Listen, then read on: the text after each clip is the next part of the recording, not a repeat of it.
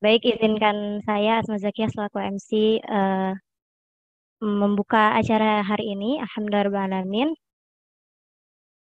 Bishrah li sadri wa yassir li amri wahlul 'uqdatam min lisani yafqahu qawli. Alhamdulillahirrahmanirrahim. Segala puji hanya milik Allah. Allah izinkan kita bertemu meski masih difasilitasi oleh Zoom. Insya Allah pada hari ini Ahad 25 Desember 2022 kita akan sama-sama mengikuti pembekalan pembina generasi muda sekota Bekasi. Sebelum kita mulai, alangkah baiknya kita buka dengan membaca ta'awuz dan basmalah. A'udzubillahiminasyaitonirrajim. Bismillahirrahmanirrahim. Ya, dilanjutkan oleh sebelumnya kita lanjutkan dengan tilawah oleh uh, Akhina Miftah Hashim. Kepadanya dipersilahkan. Assalamualaikum warahmatullahi wabarakatuh.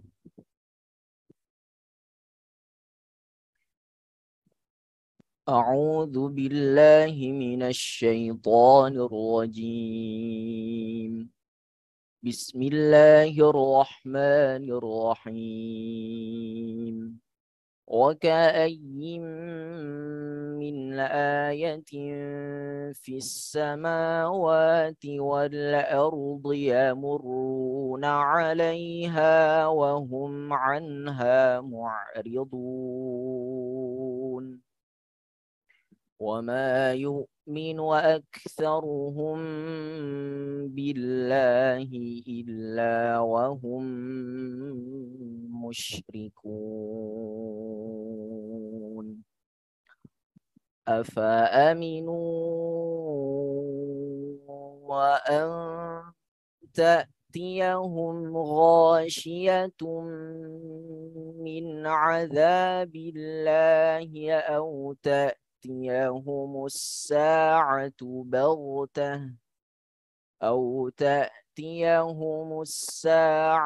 بغتة وهم لا يشعرون. قل هذه سبيلي أدعو إلى الله على بصيرة أنا ومن اتبعني وسبحان الله وما أنا من المشركين. وما أرسلنا من قبلك إلا رجالا نوحي إليهم من أهل القرى أفلم يسيروا في الأرض فينظروا كيف كان عاقبة الذين من قبلهم ولدار الآخرة خير للذين اتقوا أفلا تعقلون. حتى إذا استيأس الرسل وظنوا وأنهم قد كذبوا جاءهم نصرنا فنجي من نشاء ولا يرد بأسنا عن القوم المجرمين. لقد كان في قصصهم عبرة لأولي الألباب ما كان حديثا يفترى ولكن تصديق الذي بين يديه ولكن تصديق الذي بين يديه وتفصيل كل شيء وهدى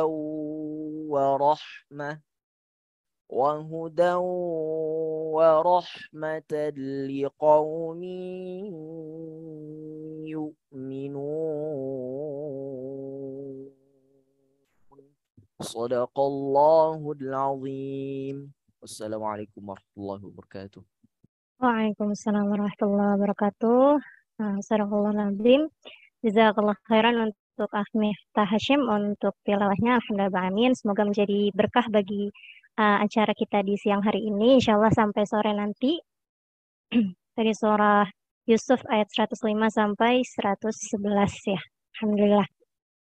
Baik, sebelum kita langsung ke inti acara, ada sambutan dari penasehat BIUC, penasehat kita semua, Ustadz Abdullah Zain. Kepada beliau waktu dan tempat dipersilahkan. Silahkan. Assalamualaikum warahmatullahi wabarakatuh.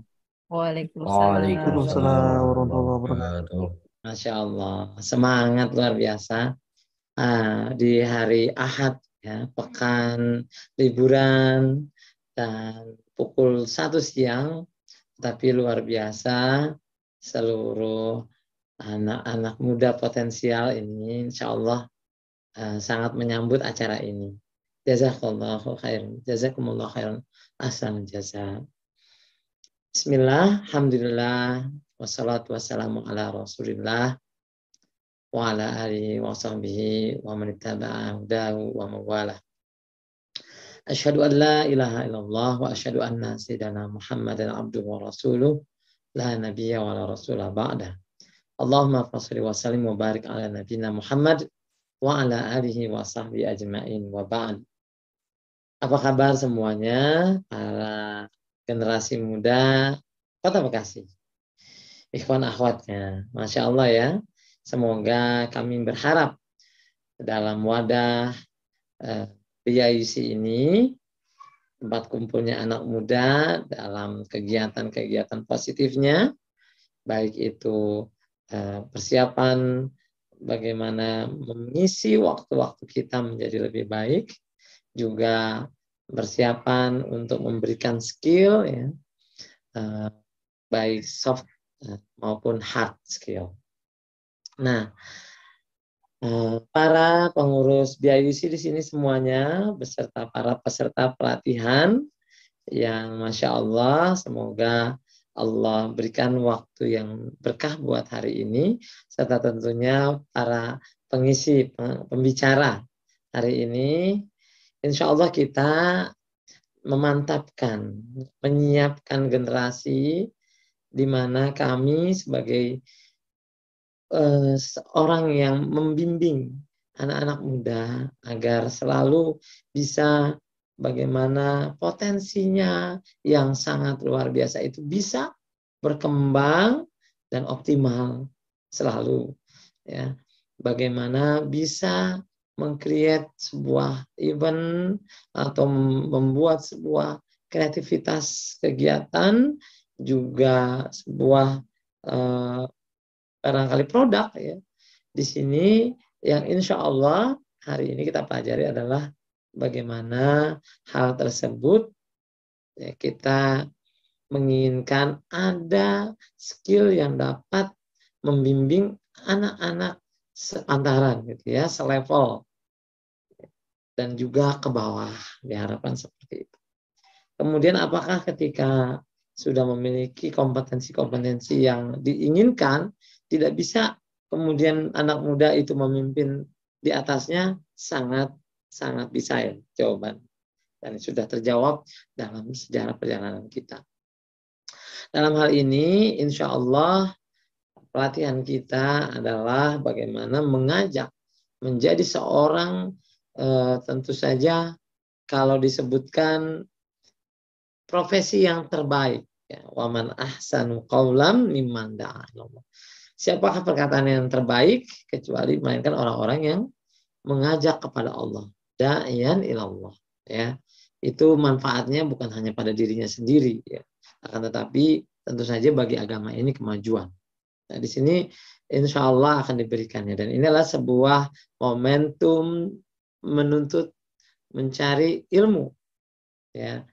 Karena ilmu yang akan kita sampaikan itu adalah ilmu tentang mengajak orang kepada kebaikan yang orang belum tentu setipe atau sesuai dengan ekspektasi kita, belum tentu. Ya. Maka cara-caranya bagaimana di sini mudah-mudahan. Mandalla ala khairin falahu mislu fa'ilin. Gitu ya.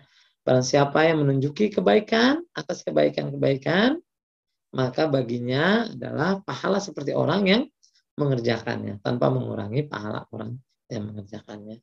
Lebih dari itu, insya Allah akan meninggikan derajat orang-orang yang berilmu sebagaimana firman Allah di dalam surat Al-Mujadilah, ya. Yarfa'illahu alladhina amanu minkum walladhina utul ilma darajah. Allah meninggikan derajat orang-orang yang beriman di antara kalian dan berilmu. Itu beberapa derajat. Tentu saja ini memang sangat kita inginkan. Sigapnya kita, bagaimana kita berada di jalan ini itu untuk apa? Untuk Allah. Untuk apa lagi? Untuk menuju surga Allah Subhanahu wa taala yang dijanjikannya. Nah, salah satunya bersantai-santai mendapatkan ilmu ini. Duduk-duduk santai maksud saya. Ya. Sebagaimana sebuah hadis yang menyatakan man salaka tariqan yaltamisu fihi ilman salallahu lahu jannah. Barang siapa yang berjalan ya menuntut ilmu, maka Allah akan mudahkan jalannya menuju surga. Jadi luar biasa kita berkumpul sini. Semoga manfaatnya lebih dari itu yang saya mungkin juga tidak tahu, tapi akan dialami secara hikmah yang lebih dalam kepada kita semuanya, para peserta dalam kegiatan di IUC ini. Dari saya itu saja. Selamat menikmati sajian-sajian dari pembicara yang keren. Insya Allah manfaatnya bukan saja buat diri kita, tapi orang di sekeliling kita. Entah kapan akan terjawab dengan sendirinya. Yuk kerjakan saja. Hadanallah wa iyyakum ajma'in. Wassalamualaikum warahmatullahi wabarakatuh. Waalaikumsalam warahmatullahi Warahmatullahi wabarakatuh. Insyaallah. Alhamdulillah ya, sudah kita dengarkan sambutan begitu, arahan tentang kemana acara ini akan berjalan gitu ya. Jadi tentang gimana kita mendapatkan skill-skill untuk itu tadi gitu, bisa menjadi profesi terbaik tadi yang mengajak kepada Allah Subhanahu wa taala insyaallah ya. Jazakallah khair katsir kepada Ustadz Abdullah Zain untuk sambutannya. Baik, sebelum kita masuki ke acara inti, sebelumnya mungkin saya mengingatkan kembali untuk para peserta agar merename namanya dulu terlebih dahulu. Di sini ada beberapa yang sudah sesuai dengan broadcast, ada yang belum. Mungkin boleh di depan nama lengkapnya dituliskan apa itu kecamatan asalnya.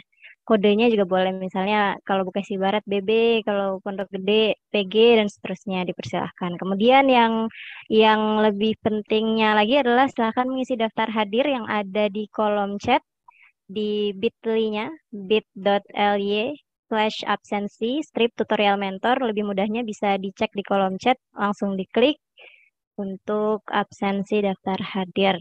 Baik. Insya Allah ya, insya Allah hari ini kita akan mentor tutorial session 1. Session 1 berarti akan ada sesi-sesi selanjutnya begitu ya. Akan ada sesi kedua insya Allah pada Januari 2023, Ahad 15 Januari. Mungkin bisa ditandain dulu di kalendernya kakak-kakak sekalian ya, untuk mentor tutorial selanjutnya. Baik, kemudian untuk acara hari ini gitu kan, apakah kamu sebagai seorang pembina pernah merasa kebingungan bagaimana cara menyampaikan suatu materi ke adik-adik kan? Ragu gitu, apakah sudah menggunakan bahasa yang mudah dipahami oleh adik-adiknya?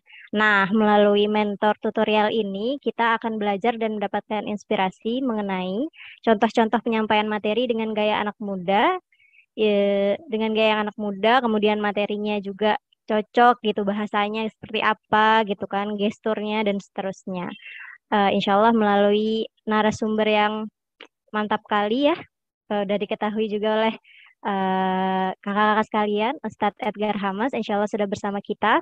Kita akan membagi menjadi dua tema sebagaimana yang ada di broadcast. Tema pertama untuk 1 jam ke depan, insya Allah An-Naba ayat 17 sampai 30 menyingkap akan hakikat berita terbesar. Kemudian nanti tema kedua dilanjutkan setelah break sholat asar. Seperti itu. Oke, kemudian untuk kakak-kakak jika tidak ada halangan, diperbolehkan sekali untuk menyalakan kamera, sangat diperbolehkan. Kemudian aktif mengikuti acara, karena insya Allah sudah ada door prize yang menanti untuk peserta yang aktif mengikuti, baik itu dalam bertanya maupun menyimak gitu ya. Insya Allah akan ada door prize di akhir acara. Baiklah, tanpa berpanjang-panjang, mungkin saya serahkan langsung acara intinya kepada pemateri kita semua pada hari ini, Ustadz Edgar Hamas. Oh, Kak. ya, kepada Ustadz Edgar Hamas dipersilahkan. Ini saya salah fokus lihat. Barangkali ada Bapak Ibu, ada Abang None, ada teman-teman. Assalamualaikum warahmatullahi wabarakatuh. Waalaikumsalam warahmatullahi. Waalaikumsalam. Terima kasih. Dapatkan door prize trip 3 pulau di Kepulauan Seribu. Ya, sponsor. Semoga dalam keadaan baik, semoga dalam keadaan sehat. Alhamdulillahirabbil alamin. Wa bihi nasta'in wa ala umuri dunya waddin wa salatu wassalamu ala nabiyyina Muhammad wa ala alihi wa sahbihi wa sallim ajma'in. Al-Mukarram Ustaz Abdullah Zain, semoga selalu Zain.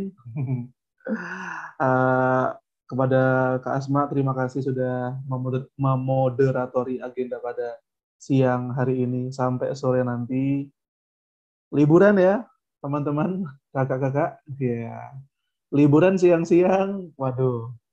Tadi habis ngapain aja? Kita mungkin udah melakukan banyak aktivitas dan sekarang saatnya kalau orang lain mah tidur ini.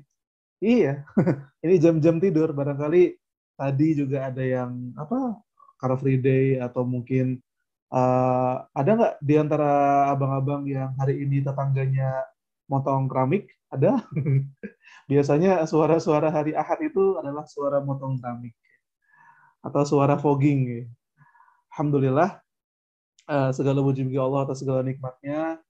Salam dan salawat semoga tetap tercurah limpahkan kepada Nabi Muhammad Sallallahu Alaihi Wasallam, Nabi yang kita rindu, Nabi yang kita kangenin, dan rasa-rasanya pengen banget ketemu sama beliau.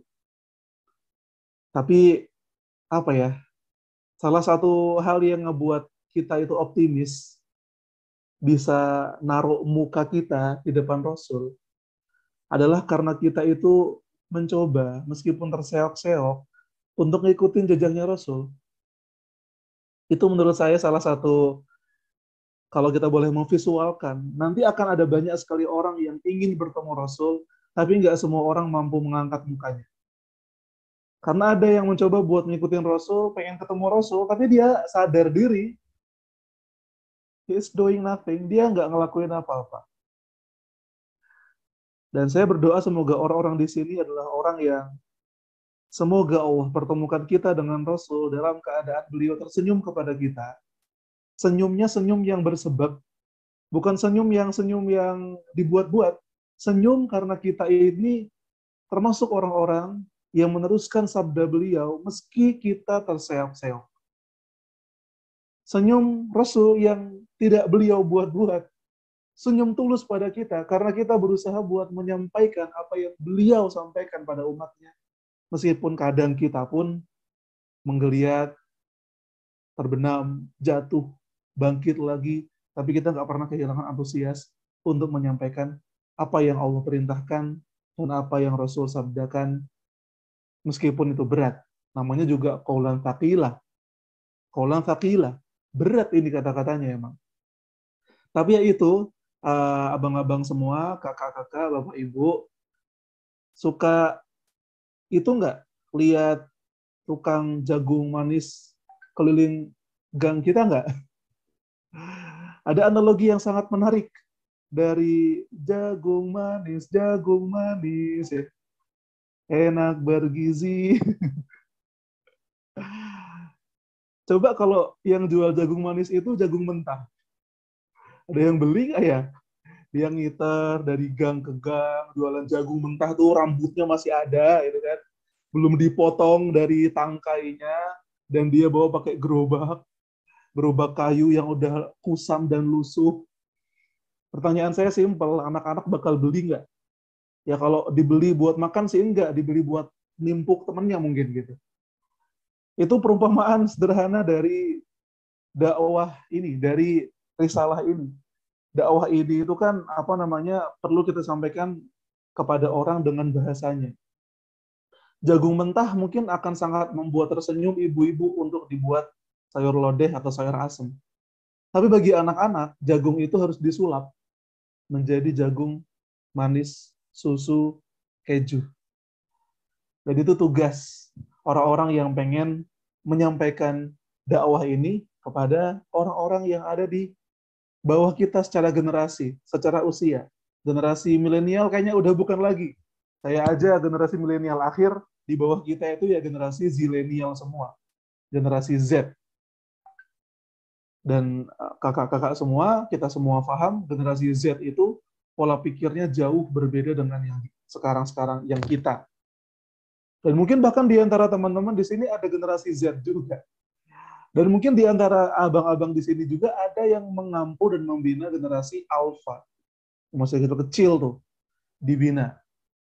Nah, caranya beda, dan betul sekali sering banget kita dengarkan, sampaikan dengan bahasa kaumnya. Ya kan? Kalau kita ke orang Sunda, ya pakai bahasa Sunda. Itulah mengapa kita perlu belajar budaya. Nah, bahasa kaumnya ini nggak cuma tentang kaum, nggak cuma tentang suku, tapi juga tentang rentang usia. Rentang usia. Cara Rasul ngomong kepada orang tua dan kepada anak kecil itu totally different. Pasti berbeda. Rasul ketemu sahabat-sahabatnya di sebuah majelis, pertanyaan pertamanya adalah siapa yang udah jenguk saudaranya, siapa yang sudah berpuasa, siapa yang sudah menginfakkan sebagian hartanya. Tapi kalau ketemu anak kecil, first impression, ketemu sama anak kecil, coba, ada nggak yang pernah mendengar hadis apa cara Rasul ngomong kepada anak-anak? Ada satu hadis yang unik sekali, Rasul ketemu sama anak-anak dan kata Rasul seperti ini, Ya Aba Ufair, ma fa'alan Nufair. Wahai anakku Aba Nufair, apa yang sedang dilakukan oleh burungmu sekarang? Jadi Rasul tahu ada anak kecil yang punya hobi melihara burung, dan pertanyaan pertama Rasul kepada anak ini ketika bertemu, ya, belum nanya tentang yang lain-lain, tentang persiapan jihadmu atau zakatmu bagaimana, enggak, nanya hobinya. Gimana kabar burungnya? Udah bisa terbang belum? Nah, anak muda suka kayak gitu. Itu anak kecil kayak gitu. Anak kecil, anak muda gitu, hampir sama. Sama. Kalau bahasanya bahasa orang-orang seperti kita, kita keseringan pakai bahasa Arab contohnya, ya gitu deh. Mungkin bagi teman-teman muda, mereka belum terlalu ngeh dengan bahasa-bahasa itu. Maka kita perlu pakai bahasa yang membumi sesuai dengan usia mereka. Sebab Rasulullah Shallallahu Alaihi Wasallam pun melakukannya. Nah, itu kemudian yang menjadi inspirasi bagi kita semuanya, para mentor, para pembina, untuk kembali membersihkan niat kita dan menambah wawasan kita. Dan jujurly, secara jujur ini sebenarnya agenda ini itu bukan tentang menambah kapasitas kita, kakak semuanya, bukan. Ini tentang fokus ke gimana cara delivery, gimana cara menyampaikannya. Karena kalau menambah kapasitas itu sudah dilakukan oleh acara sebelumnya, kalau tidak salah. acara untuk gimana caranya biar jadi mentor yang heart to heart, dari hati ke hati. Gimana caranya ngomong ke generasi milenial. Nah, kalau saya dan pembahasan mentor tutorial kali ini, makanya kan kalau Kak Asma tadi sampaikan, temanya kan bukan tema kapasitas. Ini temanya langsung contoh.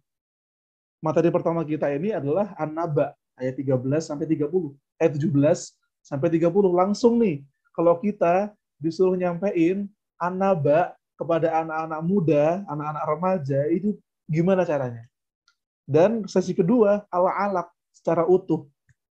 1 sampai terakhir. Itu gimana cara menyampaikannya? Gimana apa ya? Sisi-sisi apa sih yang bisa kita manfaatkan dari ayat-ayat ini yang relate dengan bahasa mereka, relate dengan kehidupan mereka. Nah, sebelumnya saya izin kepada Kak Asma dan panitia, teman-teman semuanya untuk share screen. Sebelum masuk, apakah sudah kelihatan Kak Asma dan abang-abang, kakak-kakak? Ya, sudah terlihat, Ustaz. Ya, terima kasih. Saya ingin mengajak kita semuanya buat menentukan posisi kita dulu. Gak semua pembina itu harus pintar. Mungkin kalimat ini cukup mengagetkan. Ya.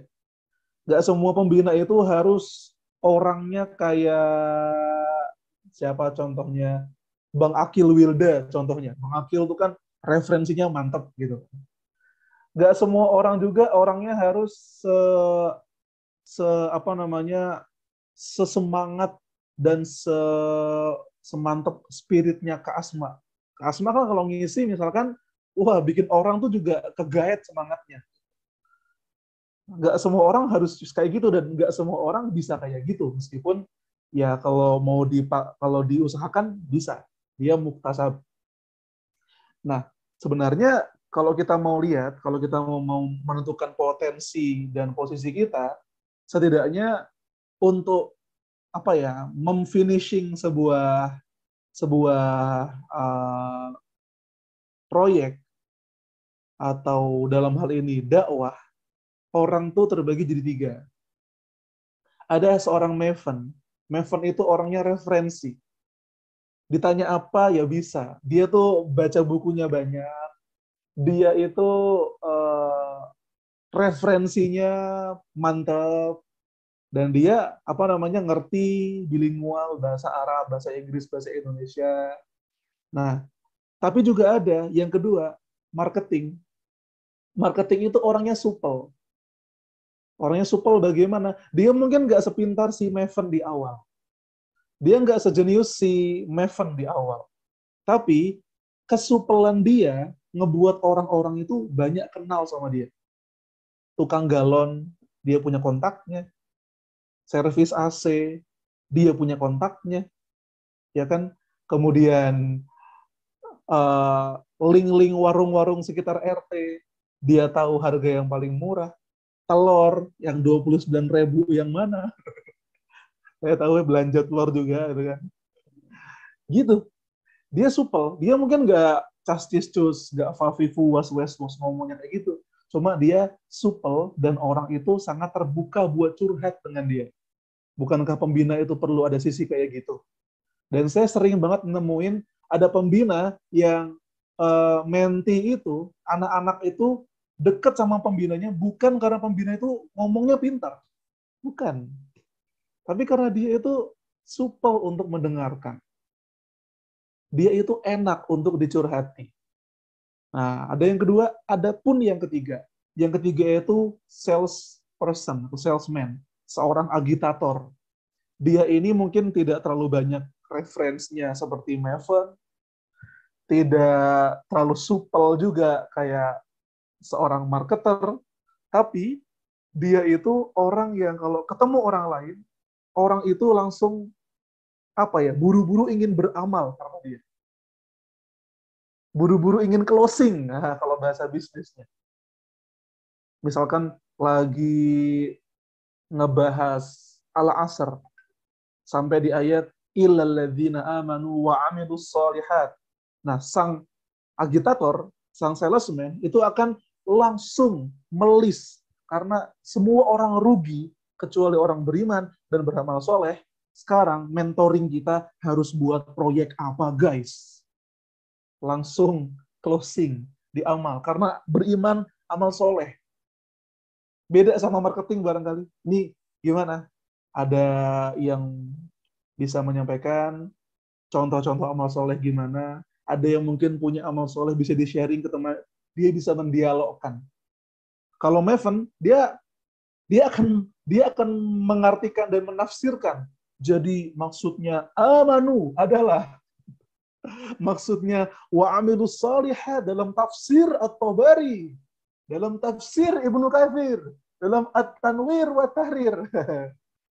Dan itu keren juga gitu. Itu keren juga. Nah, materi-materi ini, materi yang kita akan bahas itu pingin banget ngebalance antara tiga ini. Tapi sebelumnya kita juga perlu tahu kita di mana. Kita di mana? Apakah mungkin satu orang itu adalah Maven, marketing, dan salesman? Sangat mungkin. Contohnya Ustaz Abdul Somad, ya kan? Mungkin juga orang marketing, salesman, tapi bukan Maven. Sangat mungkin.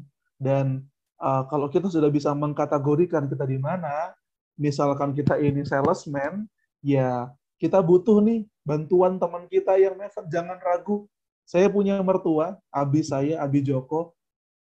Ada kalanya, misalkan temannya itu ngisi mentoring setiap hari Ahad, maka malam Ahadnya temannya Abi saya selalu nelpon. Ustadz, besok saya mau ngisi mentoring. Bagusnya saya nyampein apa, Ustadz ya? Saya mikir ini yang keren selain mertua saya adalah temennya justru. Temennya nggak malu buat nanya setiap malam minggu, setiap malam Ahad kepada orang yang dirasa dan yang dipikir olehnya sebagai seorang Maven. Orang yang punya referensi. Itulah hebatnya link kita ini, banyak orang di sini, 122 nih. Jangan sampai kita ragu buat nanya, buat sharing. Apalagi katanya ada grup multako, ada grup perkumpulan mentor. Di situ sebenarnya ya bukan cuma tentang sharing-sharing tulisan-tulisan aja, tapi nanya pun. Oke, kenapa harus malu? Bukankah kata Ibnu Abbas itu ilmu didapatkan dari qalbin aqul, hati yang berpikir, walisanin saul, dan lisan yang suka bertanya? Dua itu. Dapat ilmu dari dua itu. Hati yang suka merenung dan lisan yang suka bertanya. Lalu, ini cara menarik, sekedar nambah-nambahin aja sebelum masuk materi. Gimana cara Quran dalam mendidik?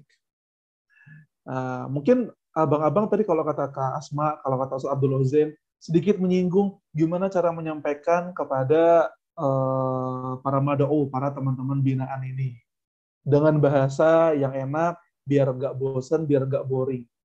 Seenggaknya ini Al-Quran tuh banyak caranya. Al-Quran tuh kan kitab yang luar biasa dan dia punya beberapa cara gimana ngomong ke orang lain dengan cara yang menarik.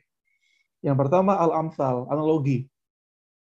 Semakin kita mampu membuat sebuah perumpamaan, itu sangat bagus. Keadaan contohnya, kalau saya lagi ngomong sejarah, dulu di zaman Rasul itu ada dua negara yang menguasai bumi hari itu, Romawi dan Persia. Kalau kamu pengen mikirin, bayangin gimana, ya kamu pikirin aja Amerika Serikat hari ini dan Rusia hari ini. Segitu gedenya. Dan teman-teman tahu nggak? Orang bakal mikir dengan analogi itu. Tahu nggak? Selama 23 tahun saja, Rasul dan sahabat-sahabatnya itu bisa naklukin dua negara sebesar itu. Kalau zaman sekarang, ibaratnya, kita yang dari Jawa Barat, itu udah mikirin gimana caranya naklukin Moskow sama Washington DC. Analogi, perumpamaan. Yang kedua, tashwik. Tashwik itu dari kata syawwaka yusyawwiku, artinya bikin penasaran. Nah, ini nanti akan saya berikan contoh dalam An-Naba. Seringkali kita jangan ngebuka materi kita dengan langsung Allah Subhanahu wa taala berfirman atau langsung Rasulullah SAW bersabda. Meskipun tuh bagus sekali, tapi kita perlu cara yang berbeda gitu kan. Tashwik itu adalah cara yang Al-Quran gunakan buat ngebuat orang penasaran. Contoh dalam juz amma banyak. Al-Qari'ah, Mal-Qari'ah, wa ma adraka mal-Qari'ah. Artinya, hari kiamat. Apa itu hari kiamat? Apa yang kamu tahu tentang hari kiamat? Nah, orang yang dengar pertama kali penasaran, apaan tuh hari kiamat? Ya, yauma yakunun nasu kal farashil mabthus. Baru kemudian dilanjutkan. Allah juga berfirman dalam Al-Fil, alam tara kaifa fa'ala rabbuka bi ashabil fil? Tahukah kamu, ingatkah kamu apa yang Tuhanmu lakukan kepada pasukan bergajah? Jadi memulai sebuah penyampaian dengan pertanyaan, atau mungkin kalau kakak-kakak, bapak ibu, ustadz-ustadzah pernah melihat di postingan Instagram 7 fakta tentang Aliando, nomor 5 bikin Anda terkaget-kaget. Biasanya dengan judul kayak gitu gimana? Penasaran nggak? Especially apalagi pengen lihat langsung slide 5 meskipun itu clickbait ya. Dan itu Rasul gunakan loh. Rasul gunakan, kan kita sering banget ya dengar hadis sab'atun yudhilluhumullahu fi dhillihi yauma la dhilla illa dhilluh. Ada 7 golongan ya Allah beri naungan di hari ketika nggak ada naungan kecuali naungan Allah. Jadi Rasul mengawali kajiannya dengan menyebut angka.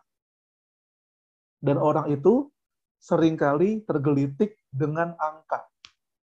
Jujur, makanya fakta-fakta, data-data itu menarik.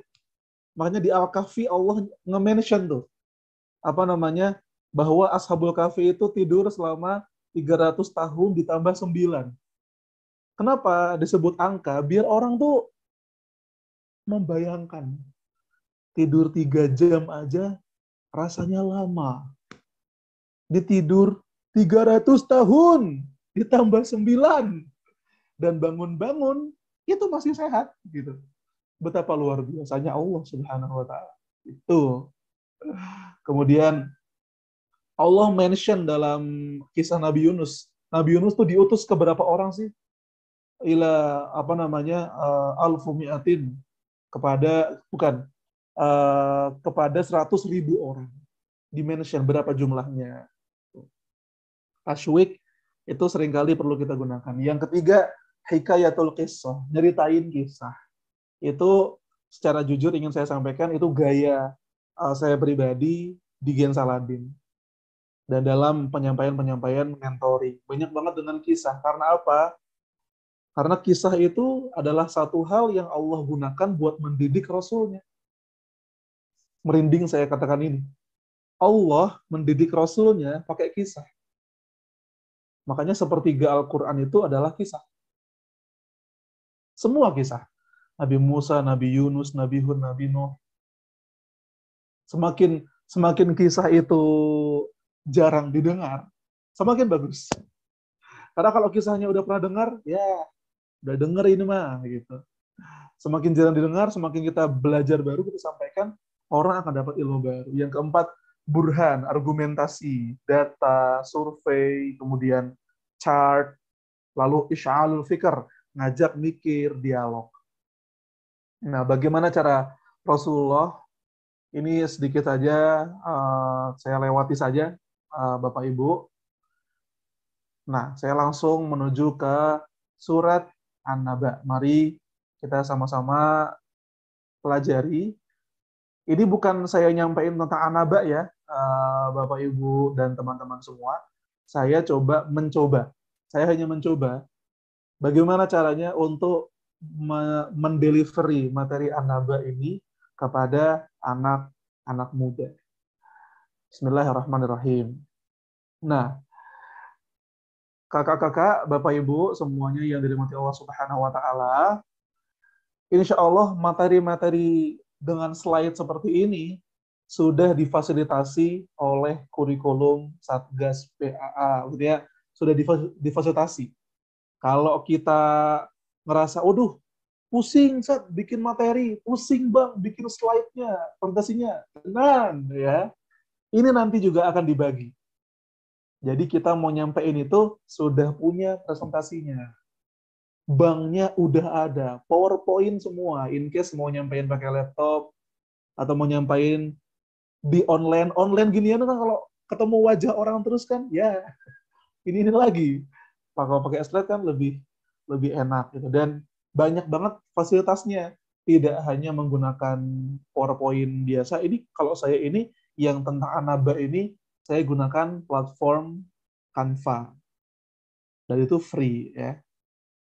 Nah, sebelumnya mari kita coba kakak-kakak semua. Salah satu cara kita buat memulai Anaba ini adalah dengan kuis. Kuis sederhana.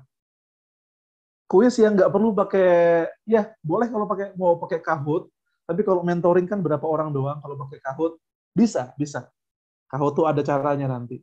Atau pakai Quizizz. Nah kalau saya biar cepet ini ya, kita pakai kuisnya kuis yang pakai PowerPoint saja, yang bisa kita langsung tahu jawabannya. Contohnya begini, surat An-Naba adalah surat pertama dalam juz 30. Benar atau salah? Simpel saja. Jawabannya adalah benar. Tuh. Surat An-Naba turun saat Rasulullah sudah dakwah di Madinah. Boleh ngetes nggak nih pembinanya? Benar atau salah? Surat An-Naba turun saat Rasulullah sudah dakwah di Madinah. Cukup tricky ini. Apakah benar atau salah? Kalau kita memahami surat An-Naba itu adalah surat Makkiyah, kita akan paham bahwa dia salah. Jadi biar dan di setiap pertanyaan itu kita nggak cuma sekedar nanya ya. Misalkan kembali ke awal surat pertama di 30 ya, kita nanya adik-adik kita, benar atau salah? Oh benar. Kita tanya lagi, habis An-Naba apa? An-Nazi'at. Habis An-Nazi'at apa? Abasa. Habis Abasa apa? At-Takwir, Al-Fitar, dan kawan-kawan. Biar teman-teman tuh nambah. Ditanya dulu, dia memanaskan suasana. Ya. Contoh yang kedua, An-Naba turun saat Rasul sudah dakwah di Madinah. Ya, biasanya terbagi dua nih, ada yang bilang benar, ada yang bilang salah. Diskusi. Kan pertemuan jadi oke gitu kan. Diskusi. Penulisan An-Naba yang benar. Ini mau An-Naba atau An-Naba? Kita apa namanya? Kalau misalkan tahu ilmu tentang imla, ya tinggal kasih tahu An-Naba pakai hamzah bukan pakai ain. Hari kiamat akan terjadi pada hari Jumat. Ini di luar topik, di luar tentang An-Naba. Tapi relate karena An-Naba itu kan adalah penggambaran, apalagi ini ayat 13 sampai 17 sampai 30 ngomongin tentang hari kiamat. Maka tema ini menjadi menarik gitu loh. Hari kiamat akan terjadi pada Jumat, benar apa salah? Jawabannya adalah benar. Oh, kenapa Jumat? Gitu kan. Mungkin ada yang nanya, kalau misalkan nggak ada yang nanya pun, kita nanya balik. Kenapa hari Jumat? Jawabannya adalah wallahu a'lam. Allah yang Maha tahu. Kita nggak bisa nebak-nebak, kita nggak bisa in my humble opinion, nggak bisa pakai opini kalau jawab apa yang memang sudah dititahkan oleh Allah ini. Ini kan benar-benar bocoran dari sabda nubuat Rasul Shallallahu Alaihi Wasallam dalam Sahih Muslim gitu. Jadi kita nggak bisa bilang in my humble opinion, menurut saya Jumat karena emang Jumat tuh top, Sabtu nggak top, nggak gitu ya. Itu tidak sama sekali tidak edukatif gitu ya.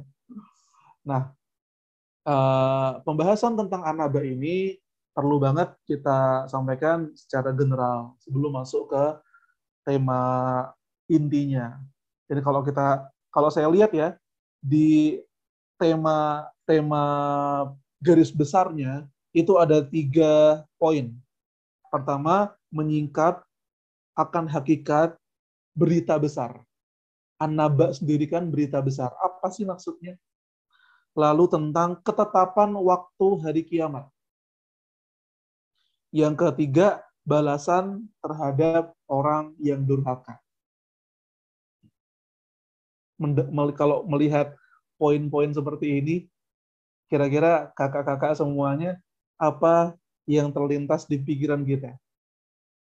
Jujur, pas saya melihat pertama kali materi ini, ya saya bingung juga. Saya pusing, karena ini benar-benar dilimpahkan kepada kakak pembina. Kita sendiri yang harus meramu ini.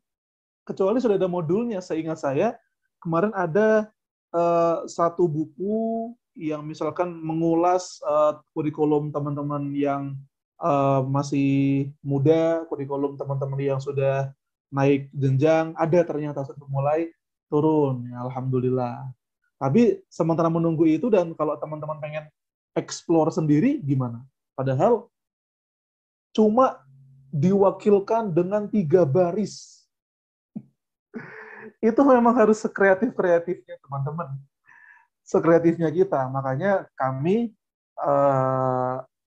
memberi fasilitas kepada teman-teman.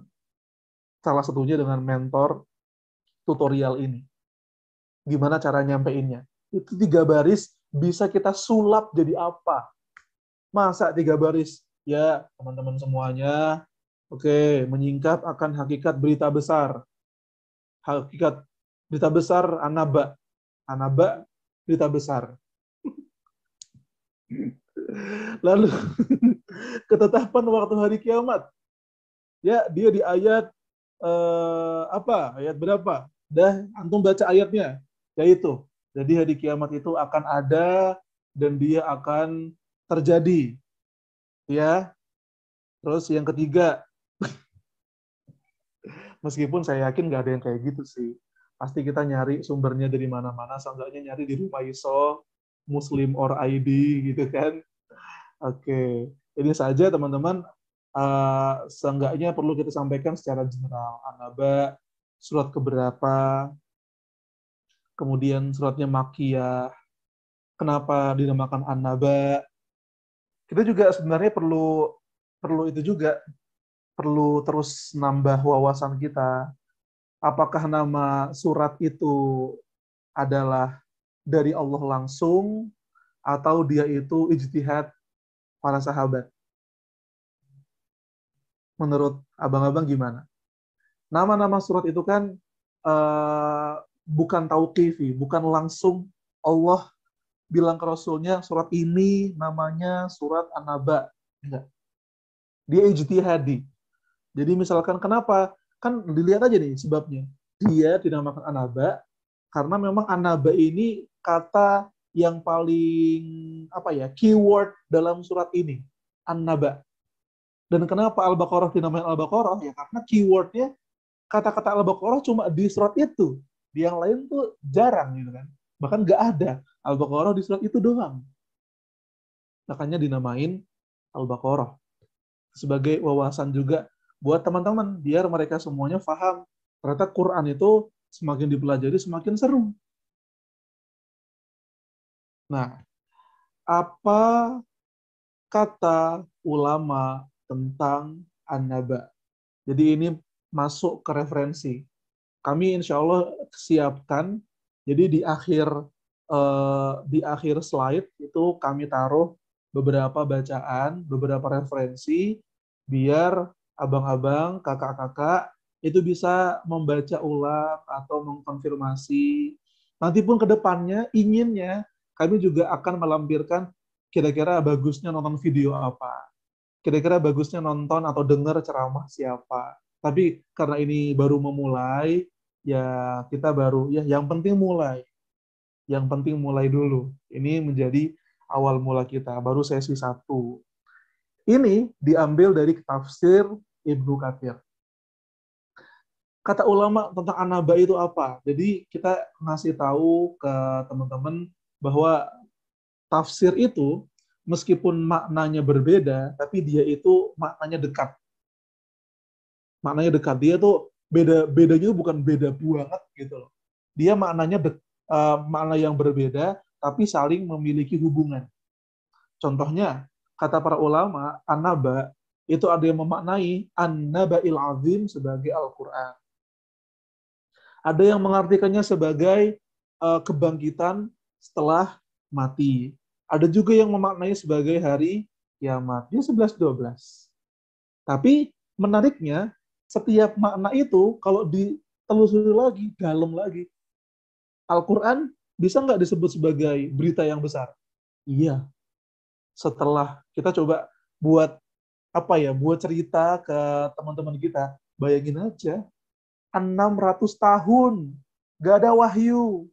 Nabi Isa diangkat ke langit, dunia 6 abad kagak ada wahyu.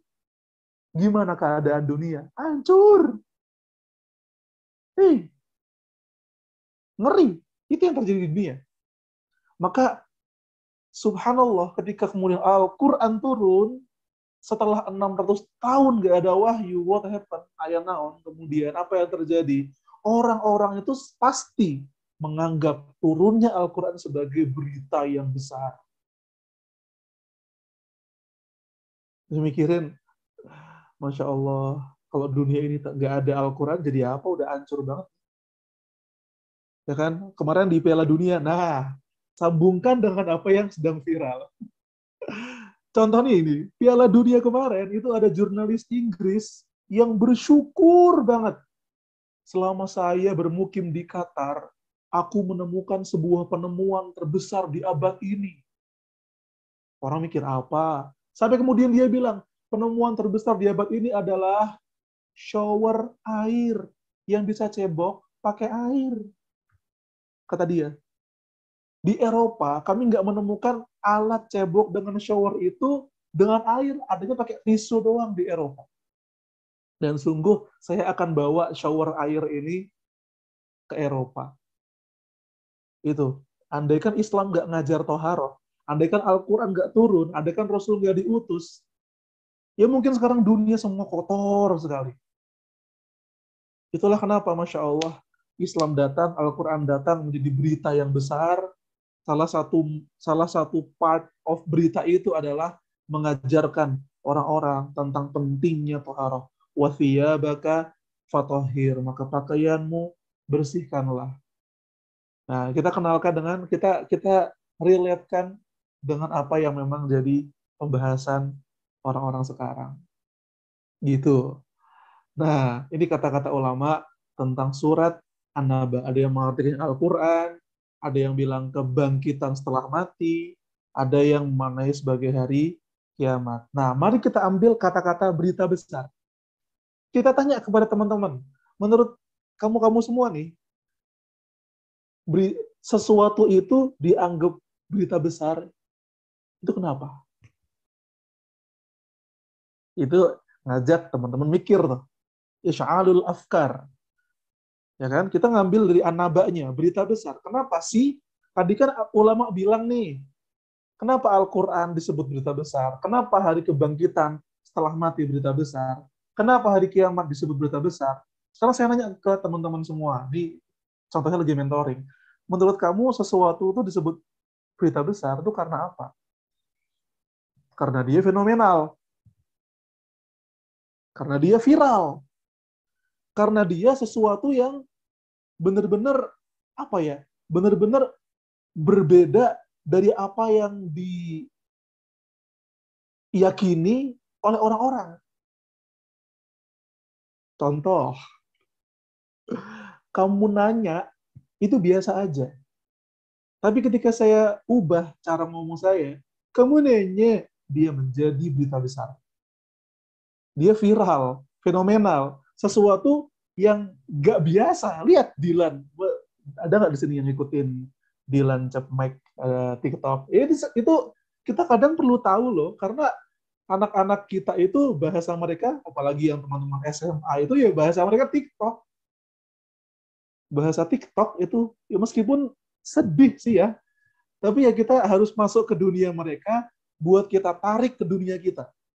Itu kalau kata guru saya. Cara kita buat ngebina anak kecil itu atau anak-anak muda, kita masuk ke dunia mereka, habis masuk ke dunia mereka, kita tarik ke dunia kita. Jadi itu pula yang kami gunakan di Gen Saladin. Oke, Piala Dunia, siap. Piala Dunia viral. Kita masuk ke dunia Piala Dunia, kita bawa mereka ke sejarah Islam. Dan ternyata berhasil. Dilan Cepmek kenapa jadi viral? Karena dia berusaha buat niruin Dilan, tapi caranya aneh. Makanya fenomenal. Makanya ketika muncul berita besar, respon orang-orang biasanya, wih viral nih, ada yang mengagum, ada yang kagum, ada yang mencari-cari, ada yang menunggu, tapi juga ada yang ragu, ada yang mendustakan. Berapa banyak orang yang menghina Dilan Cepmek itu.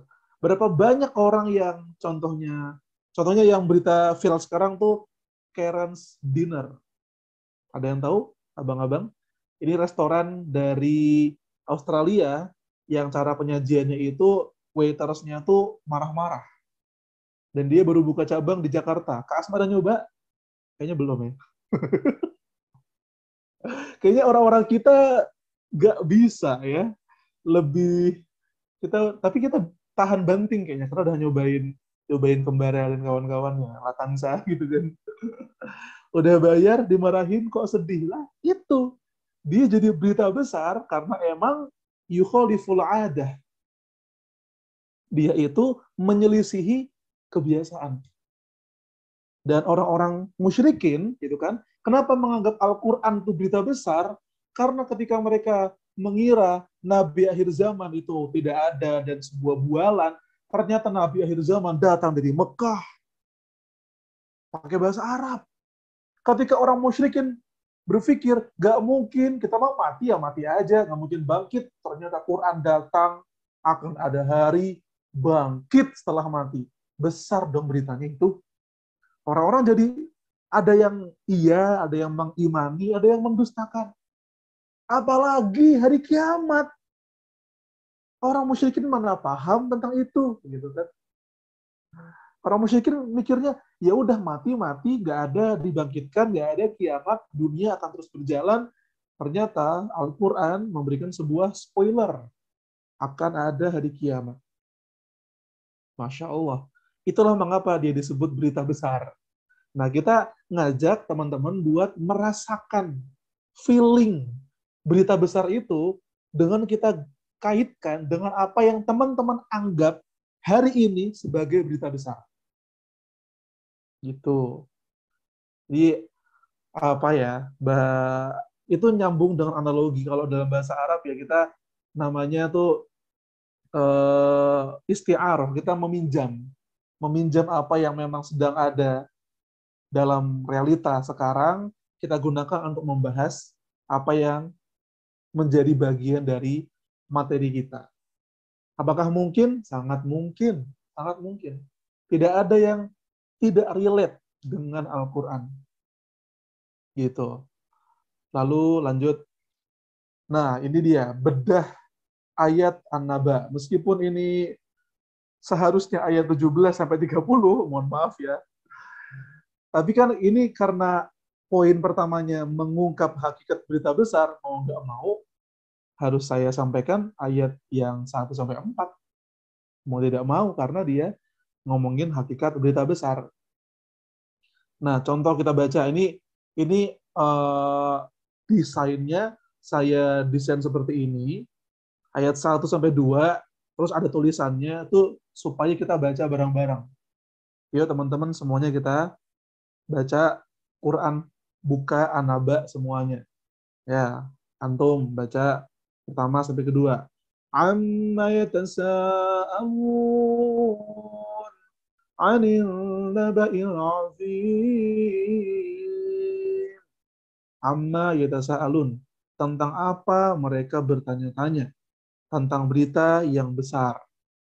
Nah, kita jelasin di situ di slide. Ini cuma sekali lagi ini contoh ya, dan ini juga akan kita sampaikan ke teman-teman. Ketika datang sebuah kebenaran, nggak semua orang menerima. Amma yatasa'alun. Yatasa'al itu beda sama yas'al. Ini sekedar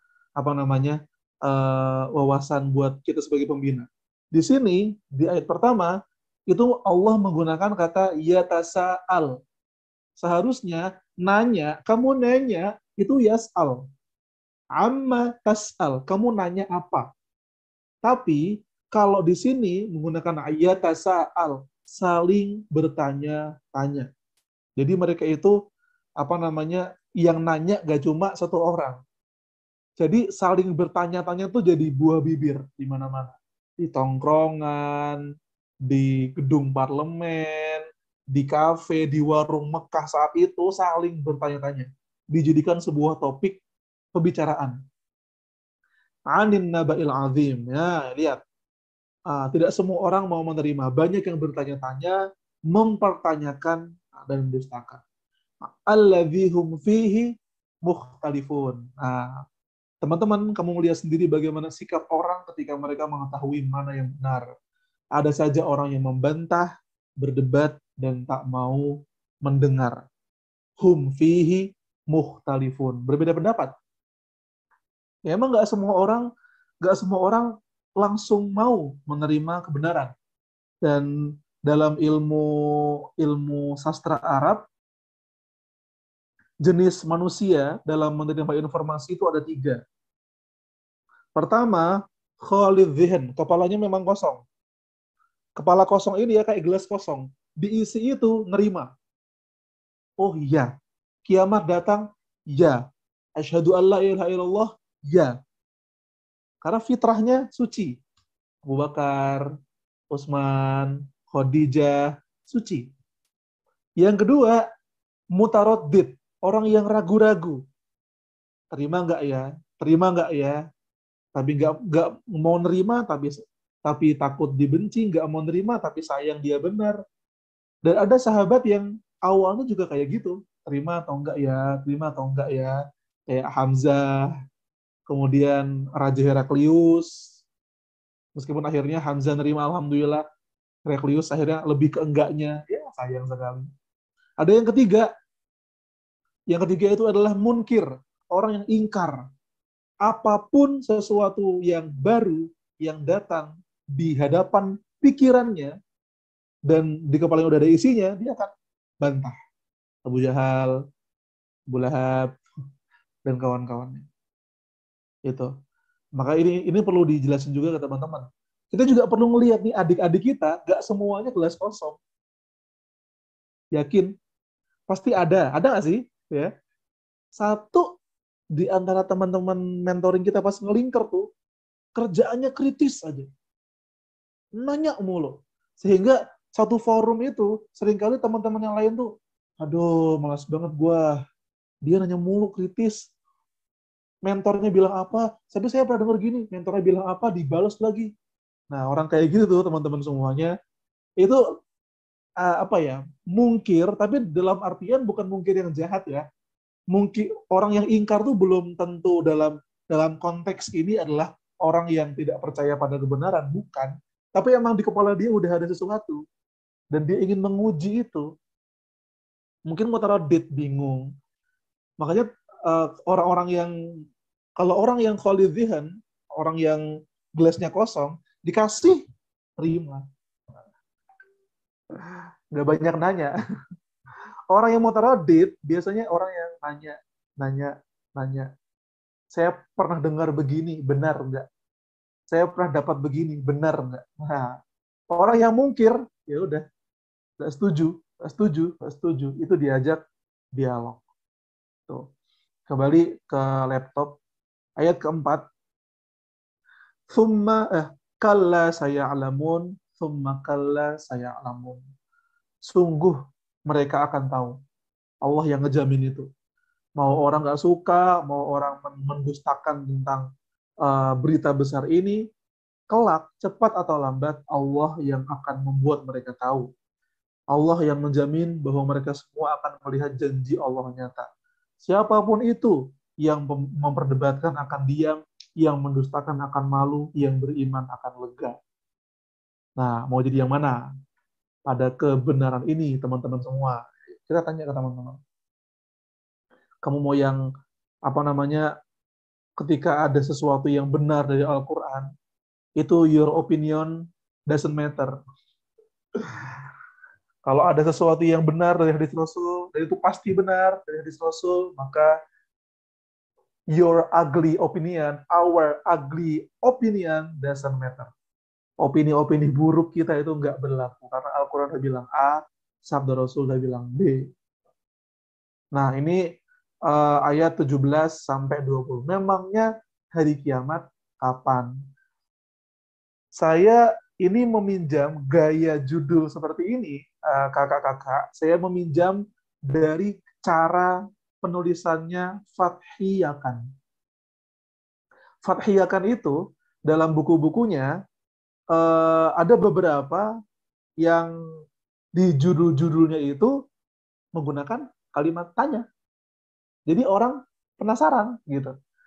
Ada juga seorang ulama Mesir yang bukunya, risalahnya bahkan itu nanya, ila ayyi syai'in nad'un nas, kemana kita ngajak manusia, ke arah siapa? Nanya. Dan tidak mengapa. Seringkali cara seperti ini menghidupkan dialog.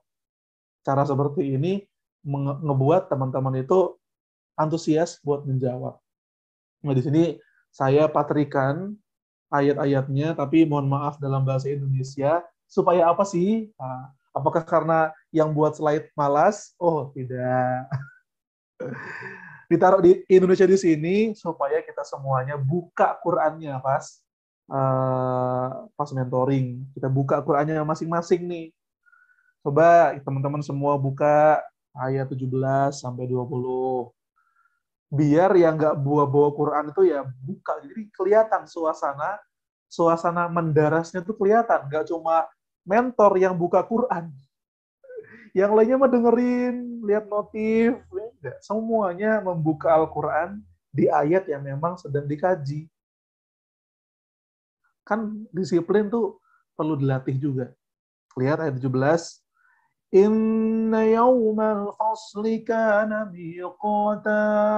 Sungguh hari keputusan itu merupakan sesuatu ketetapan, miqat. Dia ada waktunya. Dan waktunya jelas. Kagak ada pindah-pindahan. Kagak ada ditunda-tunda. Emang film seri asih? Enggak. Emang film apa? Emang film Wakanda Forever diundur? Enggak. Ini sesuai. Enggak kayak perencanaan manusia. Dimajukanlah, diundurkanlah. Enggak.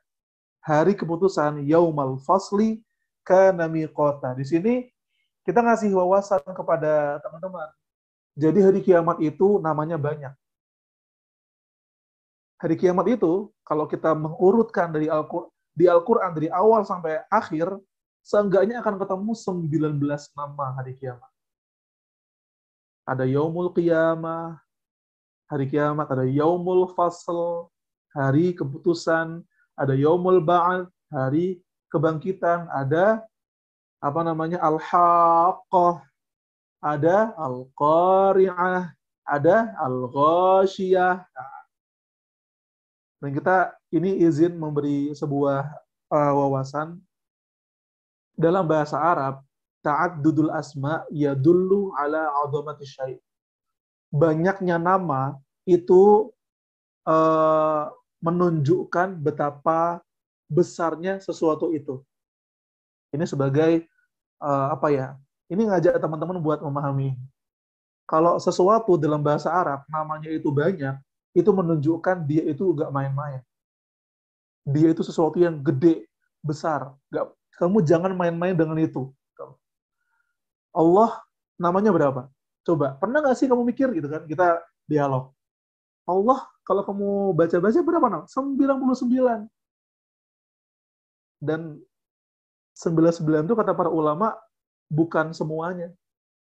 Bukan semuanya. Itu 99 yang wajib dihafal. Tandanya ada nama Allah yang lain yang hambanya nggak tahu. Karena ada sebuah doa, awis ta'tharta bihi fi ilmil ghaibi fi ilmil ghaibi indak. Atau nama-namamu ya Allah yang kau sembunyikan, yang hamba-hambamu nggak tahu. Jadi ada para ulama yang mengatakan 99 nama Allah itu nggak cuma 99. Ada lagi yang lain tapi hambanya tidak dibuat tahu. Nah, hari kiamat ada banyak sekali. Rasulullah namanya ada banyak juga. Dalam hadis, beliau Al-Mustafa, Al-Hashir, Al-Mahi. Di Al-Quran ada Al-Mab'uth, ada Rahmatan lil Alamin, ada Muhammad, ada Rasul, ada Nabi, dan kawan-kawannya. Gitu. Nah, yang kedua ayat 18 apa tuh? Yauma yunfakhu fis-suri fatatuna afwaja ya. Yang bagian ini kakak-kakak semuanya ini mah saya sampaikan, saya percaya para abang-abang, para kakak-kakak bisa mengelaborasi untuk menggambarkan ini. Ini emang apa namanya? Kita mau nggak mau ya, kita nggak bisa ngandelin slide, kita nggak bisa ngandelin presentasi, kita harus cari sendiri. Makanya emang perlu banget nyediain waktu sebelum kita ngisi, jangan sampai iya beberapa kali pengalaman. Sekarang kita materinya apa? Sebentar ya, lihat dulu. Oh, sekarang anaba ya. Ya, jadinya terjemah doang. Jadinya nggak maksimal. Jadinya cuma baca surat sama terjemah. Alangkah baiknya kita mengetahui maksudnya sangkakala, siapa yang meniupkan sangkakala, kemudian ketika disingkapkan langit, terdapat gerbang-gerbang, maksudnya gerbang-gerbang itu apa, itu kan ngebuat orang jadi penasaran, ngebuat orang jadi, curious gitu. Serta gunung-gunung dilenyapkan seperti uap. Makanya ya, seorang pembina, apalagi tema-tema tentang surat kan banyak ya, itu seenggaknya perlu ada teman-teman bicara, sebuah tafsir. Ada banyak kok tafsir. Bahkan yang di-download pun bisa tafsir Ibnu Katsir bahasa Indonesia. Tapi kan berat, Bang. Tapi kan banyak bacaannya. Kan memang itu yang membuat kita jadi pembina. Kan memang itu yang ngebuat kita jadi mentor. Kita siap, kalau kata film 5CM, melihat lebih jauh, melangkah lebih maju, kemudian ya gitu deh. Kita siap untuk tidur lebih sedikit. Kita siap untuk ketika yang lainnya siap mendengarkan, kitanya ya siap mengisi. Serta gunung-gunung dilenyapkan seperti uap. Kita lanjut. Nah, ini apa namanya, meskipun out of topic, tapi menarik untuk disampaikan. Kan ngomongin tentang kiamat. Tanda-tandanya apa nih? Nah, kenapa? Kenapa kita taruh tanda-tanda ini? Karena anak muda itu suka ngomongin tanda-tanda kiamat. Beneran. Saya sering banget nanya ke teman-teman cowok yang usia-usia muda, usia-usia kuliahan itu. Anak-anak cowok itu kalau nongkrong, ya, misalkan nongkrong jam 8 malam mulai, jam 8 sampai jam 9 tuh ngomongin bola. Jam 9 sampai jam 11 tuh ngomongin politik. Semakin malam, ya, bahasannya semakin agamis. Akhirnya ngomongin tanda-tanda kiamat, tentang Ya'juj, Ma'juj, tentang Dajjal, tentang apa. Nah, ya gak cuma cowok sih, ahwat mungkin juga iya. Karena pembahasan seperti ini kan pembahasan yang ngebuat kita itu jadi mikir, tadabbur. Dan kita ngeliat sendiri gitu loh. Ini jadi sangat menarik karena kita adalah generasi, ya, sorry to say, generasi akhir zaman. Generasi yang benar-benar kita ngelihat semuanya. Kalau kata seorang guru, dulu umat Nabi Lut dimusnahkan karena LGBT. Umat Nabi Musa, Fir'aun dimusnahkan karena dia tirani. Umat Nabi Syuaib dimusnahkan karena membohongi timbangan. Siapa lagi? Umat Nabi Isa dimusuhi karena mempersekusi nabinya sendiri. Lah kita hidup di zaman umatnya Nabi Lut ada. Musuhnya Musa ada. Bahkan kata Rasul, tidak akan muncul hari kiamat sebelum ada dajjaluna kadzabun. 30 pendusta, 30 dajjal-dajjal kecil. Rumit zaman kita. Maka Masya Allah, saya sedang berbicara di depan 129 benteng umat ini. Beneran. Saya sedang ngomong di depan para The Last Guardian ini. Ini pendekar terakhir di garda ini. Ya. Karena lawan kita Netflix, Mbak. Lawan kita series Korea. Kita kalah ganteng, mohon maaf ya. Kalah cantik. Lawannya begitu. Gimana caranya? Makanya harus dimaksimalkan cara kita delivery-nya. Tanda-tanda kiamat, apa tuh? Sedikitnya ilmu tersebar kebodohan. Ini contoh saja. Kalau kita cari, searching, saya kasih menurut pengalaman kami yang memang enak, yang sesuai hadis untuk seperti ini tuh salah satunya rumaiso.com. Itu di bawah asuhan Ustadz Astagfirullah, saya lupa. Ya, itu seperti yang kami kenal, alumni dari Saudi Arabia juga. Beliau mengambil website rumaiso.com itu bagus. Bagus untuk kita cari, karena hadis-hadisnya hadis-hadis yang kuat, sahih, referensinya pun mantap. Atau mungkin dari MU online, it's okay, nggak masalah. Muhammadiyah, Majelis Tabligh, oke. Yang kedua, merebaknya perzinaan.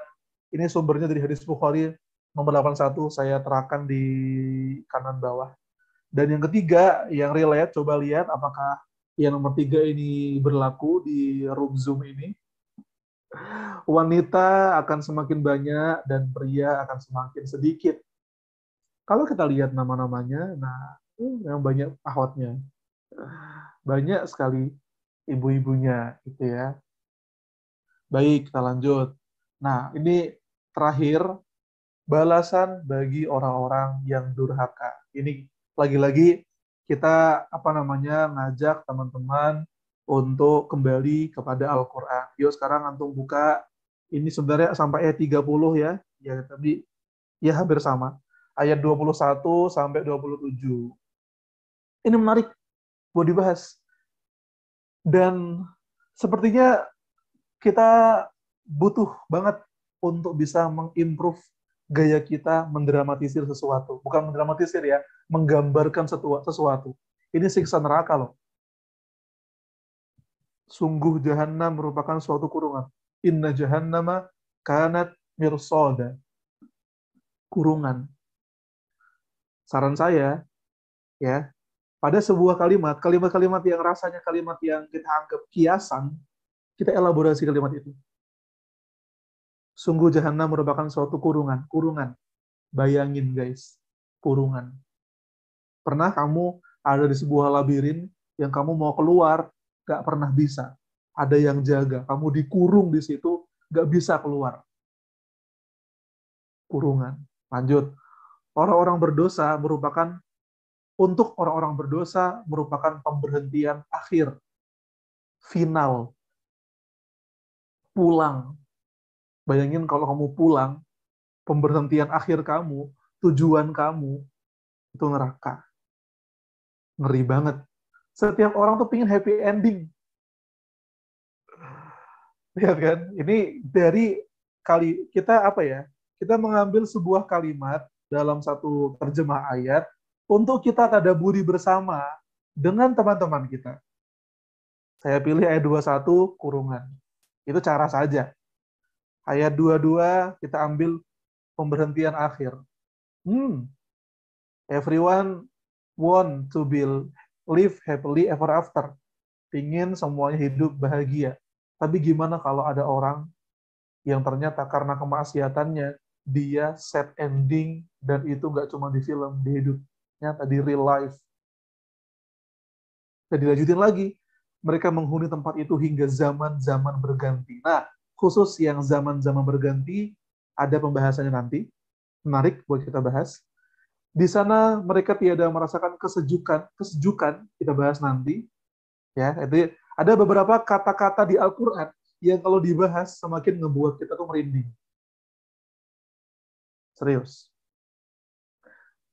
Kalau kita mungkin ngelihat terjemahnya, di sana mereka tiada merasakan kesejukan. Oh, nggak sejuk. Oh, kayak Bekasi kali ya. Nggak gitu. Nah, sejuknya, iya tahu Bekasi panas, iya. Tapi nggak gitu juga tuh, gitu kan. Nggak ada kesejukan serta tiada minuman. Kadang orang tuh kalau nggak dibuat perumpamaan yang lebih mendetail, orang nggak akan mampu buat memvisualkannya. Nggak sejuk, nggak minum. Oh, puasa Ramadan di kota Bekasi, nggak sejuk, nggak minum. Itu kalau apa ya? Itu kalau mikirnya cetek. Maka seorang pembina kita perlu ngajak teman-teman buat mentadaburi ini dengan mengambil detail-detail itu kita coba uraikan apa kata ulama tentang itu. Di sana mereka tiada merasakan kesejukan serta tiada minuman selain air mendidih, hamiman, ataupun air yang membeku, ghassaqa. Menarik, menarik. Kalau anak-anak muda itu, anak-anak kecil, biasanya mempersonifikasi apa ya? Memvisualkan neraka itu panas. Tapi di ayat itu, kita coba garis bawahi, minuman orang-orang neraka itu nggak ada yang benar kecuali hamiman, air yang mendidih sampai puncak didihnya, wa ghassaqa, ataupun air yang membeku. Air membeku, enak dong neraka ada air beku. Wes, hati-hati. Ini menarik karena di neraka kan kita tahu ya, ada ada bagian neraka yang memang disetting dingin sekali. Dingin sekali, dinginnya menyiksa. Kalau teman-teman pernah nonton film Snowpiercer, itu ada sebuah film di mana orang tuh kalau dia mau dihukum, tangannya akan dibawa keluar ke kereta. Jadi kereta itu kereta yang berjalan mengitari musim dingin. Tangannya dibawa keluar jendela selama beberapa saat. Pas diambil lagi tangannya, itu udah beku, tinggal dipotong. Dan dia nggak ngerasa kalau itu sakit. Dan bukankah seperti itu kan yang sering kita lihat di film-film dan di dokumenter, kalau ada orang yang naik ke sebuah gunung yang semakin dingin, dia akan ngerasa tubuhnya mati rasa, sehingga jarinya putus pun dia nggak tahu, dia baru ngerasa pas udah membaik suhunya. Itu di dunia. Gimana di neraka? Malah ainun ra'at, nggak pernah dilihat mata juga. Wala khatara ala qalbi bashar, nggak pernah dipikirkan dalam hati manusia. Dan nama tempat itu adalah Zamharira. Suatu balasan setimpal, sungguh orang-orang tersebut tidak mempedulikan tentang penghitungan. Nah, sekarang kita coba pelajari maksudnya apa. Nah, ini kalau kita lihat rubriknya ya, materi ini tuh ibarat dia ada rubriknya. Rubrik pertama tentang kuis, rubrik kedua tentang tentang pembahasan brainstorming, apa itu berita besar. Rubrik ketiga masuk ke pembahasannya. Rubrik keempat tanda kiamat secara pembahasan khusus. Rubrik kelima kembali ke pembahasan yang tentang hari kiamat. Rubrik terakhir itu diksi-diksi penting. Dalam bahasa kita mungkin vocabulary yang perlu kita teliti bareng-bareng.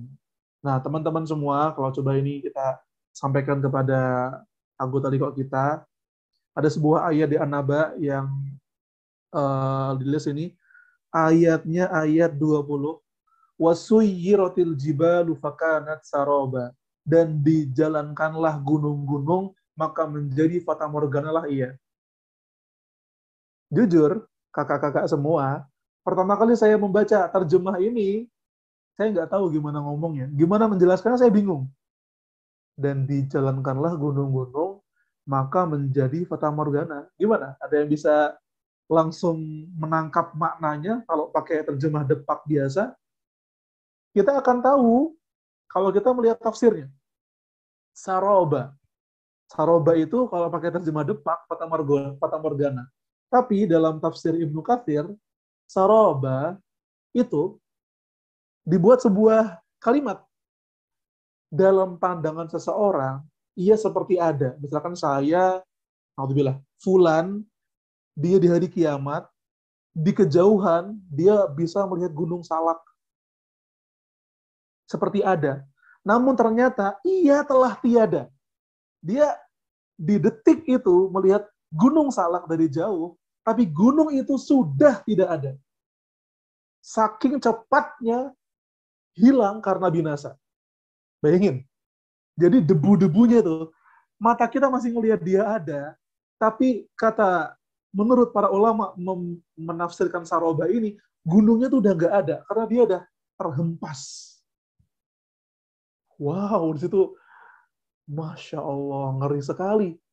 Pantas manusia itu terbang seperti anai-anai, debu. Gunung aja kayak gitu, Fata Morgana. Dilihatnya ada, tapi ternyata dia udah terbang, terhempas. Hilang ketika dicapai dan tak bersisa. Dan itu, kita sampaikan ke teman-teman semua, bukan orang. Dan itu bukan rumah. Itu gunung, wasuyiratil jibal. Krakatau, Merapi, sebut gunung-gunung itu. Kilimanjaro, Alpen, Himalaya, semua itu. Suyiratil jibal. Fakanat saroma. Nah, yang kedua, kata-kata penting yang bikin kita merinding. Labithina fiha ahqaba. Dalam, kalau kita ngelihat artinya di terjemah Depak, mereka tinggal di dalamnya berabad-abad lamanya. Yang tadi saya bilang, berganti-ganti zaman. Labithina fiha ahqaba, ayat 23, teman-teman. Berabad-abad itu gimana? Berganti-ganti zaman itu gimana? Kita lihat apa kata tafsir, maksudnya ahqaba, Ali bin Abi Thalib pernah ditanya oleh seseorang yang bertanya langsung, wahai Khalifah Ali, maksudnya ahqaba itu apa dalam labithina fiha ahqaba? Khalifah Ali menjawab, maksudnya ahqaba itu adalah, ahqab itu jamak dari hukbah. Jadi ahqaba itu udah jamak. Nah, satunya itu namanya hukbah. Dan satu hukbah itu 80 tahun. 1 tahun 12 bulan, 1 bulan 30 hari, dan 1 hari adalah 1000 tahun dunia. Betapa menakjubkannya angka, karena dia mampu membuat teman-teman muda kita membayangkan betapa lamanya ia. Dan kembali ke tadi teman-teman, itu baru hukbah. Dan dalam ayat itu Allah berfirman, labithina fiha ahqaba. Satu hukbah 80 tahun 12 bulan, artinya dan 1 harinya 1000 tahun. Bagaimana kalau ahqaba? Ulama lain menafsirkan maksudnya ahqaba itu adalah, kenapa dipakai jamak ahqaba? Karena artinya adalah selama-lamanya. Nggak ada akhirnya.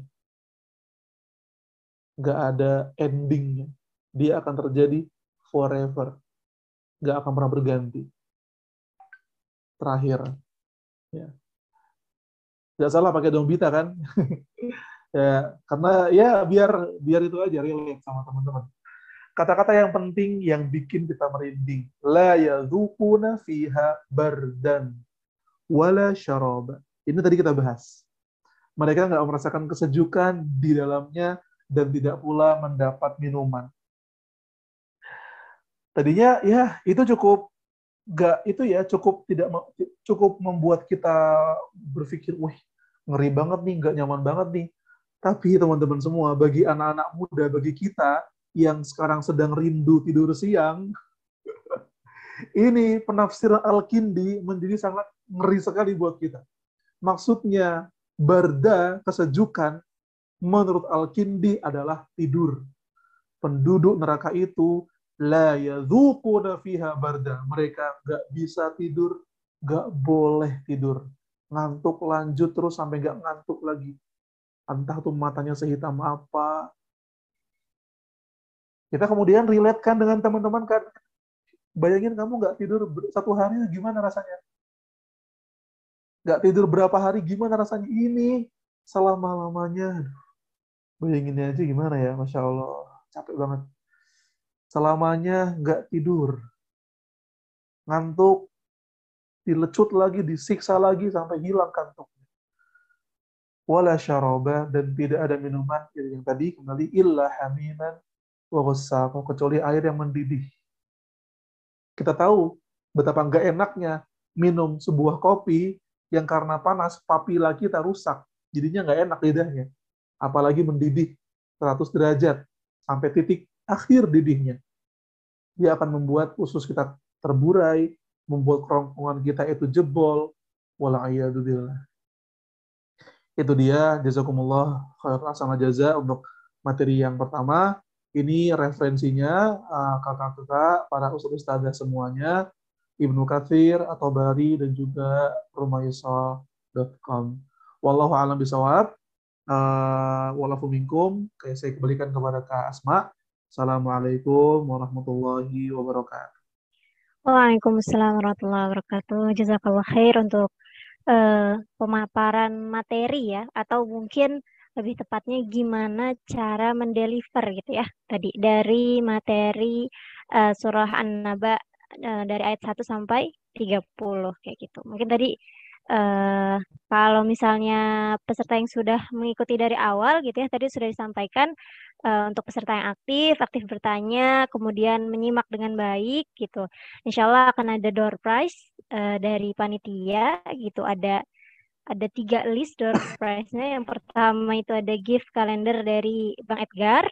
Kemudian ada bakso jumbo bahagia, segar banget ini ya. Sama ada trip 3 pulau tadi yang diinfokan oleh Bapak Linov gitu ya. Nah, untuk berkaitan dengan itu gitu kan, mungkin menyambut door prize yang telah menanti, barangkali di sini juga tanpa door prize mungkin juga memang sudah ada yang ingin bertanya gitu kan. Dipersilakan kepada peserta kalau ingin langsung bertanya, dipersilakan untuk raise hand, untuk dinyalakan mic-nya, atau kalau masih malu di kolom chat juga dipersilahkan gitu. Tadi kalau mengutip dari penyampaian Ustadz Edgar ya, kalau cara mendapatkan ilmu kan hati yang merenung dan lisan yang bertanya. Jangan dibalik ya Ustadz ya. Jangan lisannya merenung, hatinya bertanya-tanya gitu. Jadi di Lah dalam kok hati betul, Kak? doang gitu bertanya-tanyanya ya. Di Tapi balik lucu lisannya juga tuh ya. merenung. Iya, gitu ya. Jadi jangan sampai kita terbalik gitu kan. Lisannya Dipersilahkan. Baik, merenung. baik ini ada Ruhyana dari Pondok Melati. Dipersilahkan untuk bertanya. Silahkan. Mana ya tadi? Oh, tadi Ruhian Afan tadi ini Afi atau Okti ya tadi. Oh ya, silakan.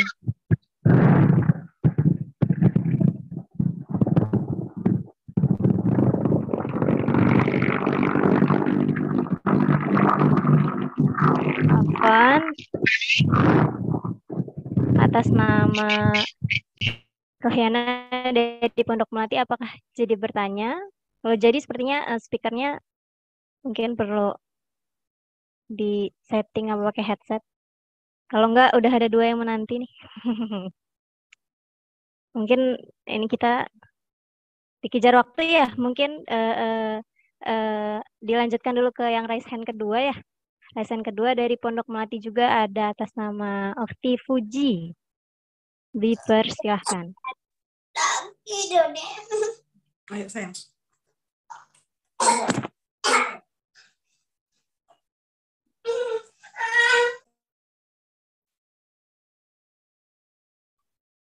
Atas nama Fuji, jika ingin bertanya, diketik aja silahkan. Baik. Nah, baik, sambil nunggu diketik mungkin ya, kita lanjut ke yang raise hand selanjutnya atas nama Ibu Rosi Nurmayanti dari Bekasi Utara.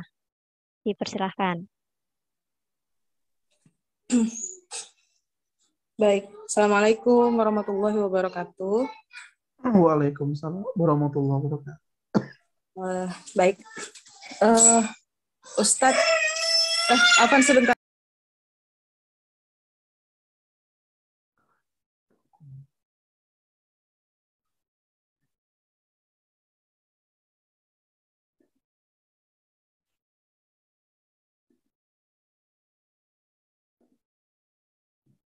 Ya, baik, masih menanti.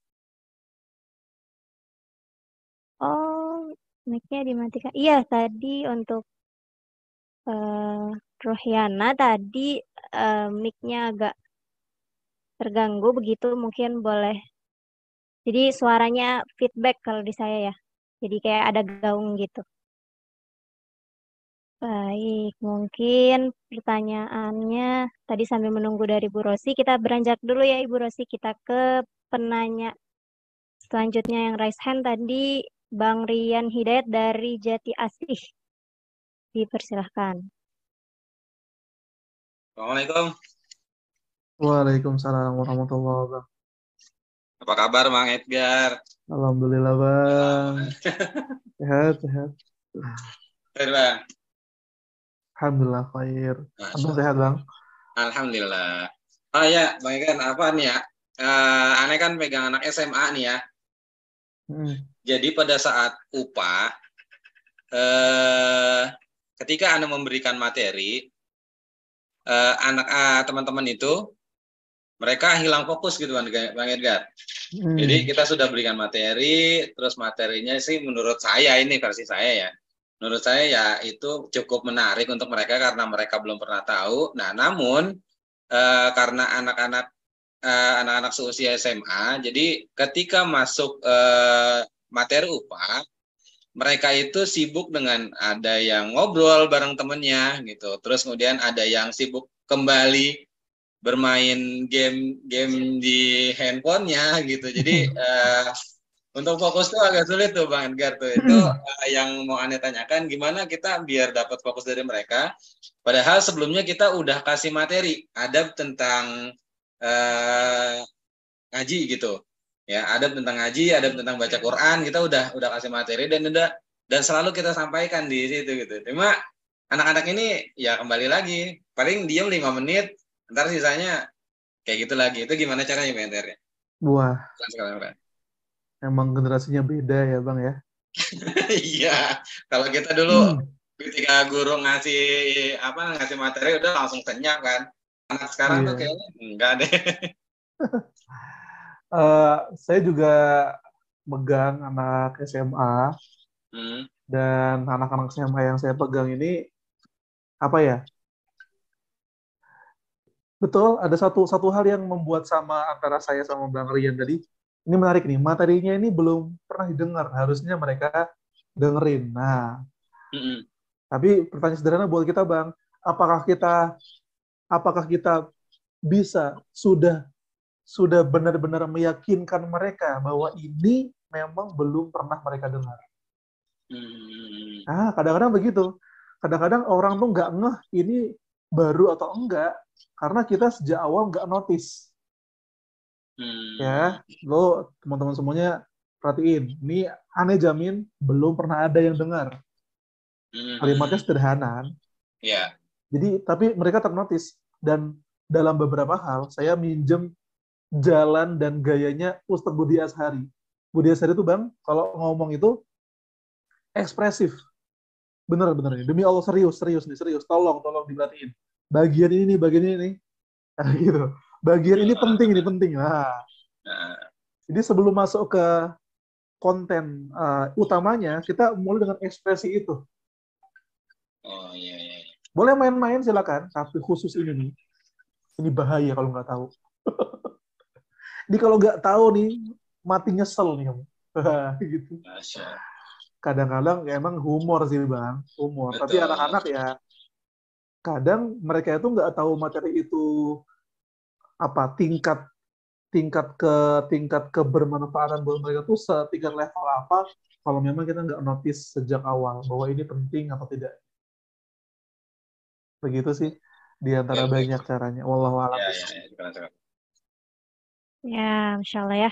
Mungkin yang bertanya-tanya yang lain ya kan, yang lain yang bertanya-tanya tentang hal ini juga jadi oh iya ya gitu ya, salah satu teknik untuk mendelivernya salah satunya itu gitu mungkin. Baik, mungkin selanjutnya tadi penanya kedua tadi Fuji ya, tadi bertanyanya melalui kolom chat, saya bacakan. Setelah saya riset dalam banyak kasus, saat ini tampaknya kaum generasi Z banyak dicekoki oleh pemahaman syirik, seperti pemahaman para ateis. Di mana ini merujuk pada orang-orang yang nggak mengenal Tuhan dan juga menolak Tuhan. Apalagi jika generasi generasi Z berbicara masalah sains. Nah, dalam menghadapi generasi seperti ini, pendekatan paling baik apakah untuk melunakkannya untuk mengenakannya untuk mengenal Tuhan? Jadi pendekatan yang paling baik untuk generasi Z yang mungkin dari risetnya Kak Fuji ini cenderungnya itu menganut pemahaman para ateis gitu Bang Wih, Edgar. Gimana tuh? ngeri sih. Ya memang seperti itu. Jujur, kalau kita ngelihat film-film Marvel sekarang, itu mengarahnya pada ateis. Nah, bahkan film Thor yang paling baru, Thor Love and Thunder, musuhnya Thor itu namanya Gore the God Butcher, sang pembantai Tuhan, pembantai dewa. Film Marvel yang belum lama juga ngomongin sebuah superhero namanya The Eternals. Di film itu mengisahkan ternyata yang membangun peradaban manusia itu bukan nabi, yang menjadi manusia pertama itu bukanlah Nabi Adam, tapi mereka semuanya adalah ciptaan alien. Dan itu yang sekarang dipahami ngerinya ya sama Elon Musk. Elon Musk itu termasuk orang yang percaya bahwa peradaban-peradaban hebat di masa lalu itu yang ngebuat adalah alien. Dan orang kayak Elon Musk, setelah kali dia ngomong A, banyak anak kroco-kroco generasi Z yang, wih, bener juga ya, bahaya bener tuh. Bahaya bener Elon Musk ini kalau kita amini setiap kata-katanya. Nah, seperti itu, gimana cara menghadapinya untuk melunakkannya mengenal Tuhan? Kita perlu ngajak teman-teman semuanya untuk karena mereka itu berbasis mereka ada argumentasinya, kita pun juga perlu ada argumentasi. Contoh, ini satu tema yang menurut saya cocok untuk dibahas bagi teman-teman yang ateis-ateis gini. Sejarah Tuhan, History of Gods. Dr. Zakir Naik itu pernah meneliti suku-suku di pedalaman Afrika, Australia yang belum tersentuh peradaban sama sekali. Dan beliau menemukan bahwa orang-orang suku-suku pedalaman ini ketika diteliti, Tuhan mereka itu banyak atau satu, atau nggak bertuhan. Ternyata fitrah manusia itu bertuhan dan Tuhannya satu. Itu salah satu data sejarah, data sains juga nih yang bisa kita gunakan buat memperbaiki cara berpikir teman-teman. Kan ateis itu kan alam semesta ini dibuat no design, no creator. Bukan, tidak ada penciptanya, tidak ada desainnya. Seringkali untuk menjawab seperti itu, kita coba gunakan analogi-analogi sederhana. Dan salah seorang ulama, Abu Hanifah, itu pernah menggunakan analogi ini. Beliau pernah mau berdebat dengan orang ateis.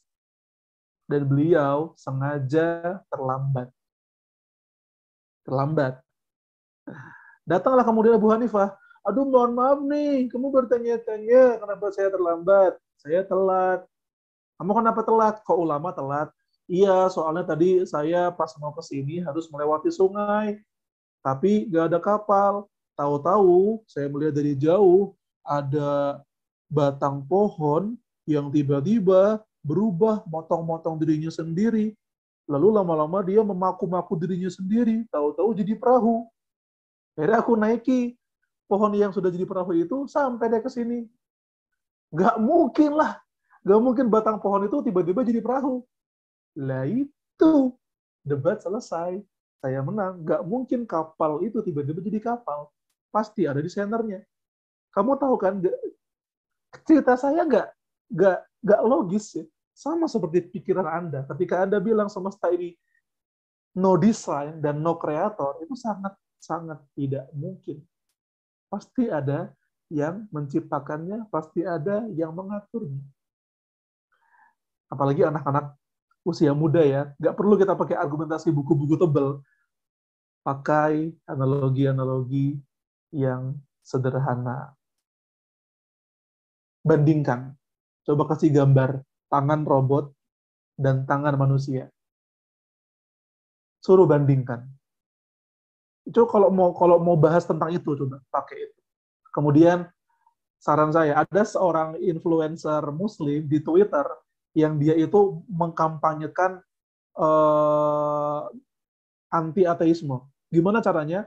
Dia memposting hewan-hewan dengan warna dan dengan tekstur, dengan bentuk yang begitu indah, begitu rupawan, istimewa. Yang orang tuh kalau lihat itu langsung tahu ini nggak mungkin no design, ini pasti ada kreatornya. Nah, tadabbur alam memang, tapi dengan cara pakai gambar-gambar seperti itu. Itu memang kembali ke kita, apakah kita mampu menata dan mengumpulkan data itu untuk kita sampaikan kepada teman-teman muda kita. Nggak perlu pakai yang Favivu, was data, pakai Stephen Hawking. Nggak. Saya pakai itu cukup. Langsung diajak tadabbur alam. Ya, Insya Allah. Jazakallah khair, Ustaz Edgar, untuk pertanyaan kedua tadi ya. Baik, mungkin terakhir ya, ini pertanyaan ketiga gitu ya. 3 penanya pertama, untuk pertanyaan lain mungkin mohon maaf belum bisa terjawab dulu. Pertanyaan ketiga tadi dari atas nama Ruhiana. Pertanyaannya, dalam mentadaburi Al-Quran, apa batasannya sehingga kita tidak lepas dari makna sesuatu, sesungguhnya sebuah ayat gitu. Dalam mentadaburi Al-Quran, apa batasannya sehingga kita tidak lepas dari makna sesungguhnya sebuah ayat gitu. Ada kekhawatiran kalau terlalu mengeksplor ayat, akhirnya jauh dari makna yang sesungguhnya kayak gitu. Iya. Pertanyaan. Tadabbur yang baik itu adalah tadabbur yang tidak jauh dari tafsir. Jadi memang ahsannya ketika kita mentadabburi itu memang perlu ditemani dengan tafsir. Tapi tafsir itu kan dia itu ibaratnya analoginya buku tafsir itu adalah gudang mesiunya, ya. Tapi api yang terpercik dari mesiu itu adalah tadabburnya. Karena tafsir ini tidak akan menyalakan hati kalau memang kita nggak mengajak hati. Kata-kata yang tadi seperti saroba, ahqaba, kemudian bardan, wala syaroba, dia hanya sebatas kata-kata ulama. Kemampuan kita untuk mentadaburinya itulah yang membuat dia menyala. Seperti itu, analogi dari bagaimana agar tadabbur tuh nggak nyenggol ke batas yang di luar ayat yang dimaknai. Ya, memang jangan keluar maknanya, hati-hati. Kita Al-Quran tuh ada empat piramida ya. Piramida yang paling dasar, kalimatnya mampu dipahami oleh semua orang, pintarnya sampai awamnya. Itu yang paling dasar. Yang kedua, hanya bisa dipahami dengan memahami bahasa Arab. Yang ketiga, hanya bisa dipahami oleh orang-orang yang memang ulama. Yang keempat, hanya bisa dipahami oleh Allah. Ada nggak ayat Quran yang cuma dipahami oleh Allah saja? Ya ketika ulama bilang, wallahu a'lam bishawab. Alif lam mim, ra sin mim, alif lam ra, yasin. Itu adalah ayat yang hanya Allah yang memahami maknanya. Dan kita itu ada di yang keempat ini. Tadabbur itu sebisa mungkin kalau misalkan nggak mau pakai tafsir ya kan? Kita cari ayat-ayat kalau pembahasannya itu sesuatu yang bisa diartikan secara gamblang. Contohnya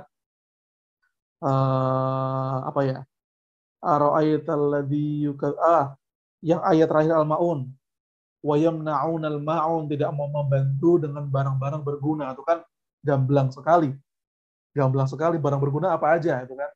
Kemudian wa thiyabaka fatahhir, dan pakaianmu cucilah. Gak mungkin tafsir pakaianmu adalah celanamu. Ya, pakaian ya, baju, celana, sarung, dan kawan-kawannya. Bukan makna yang lain, itu gamblang. Tapi kalau misalnya ada sebuah makna yang kayak tadi, saroba, ahqaba, itu perlu didampingi dengan tafsir.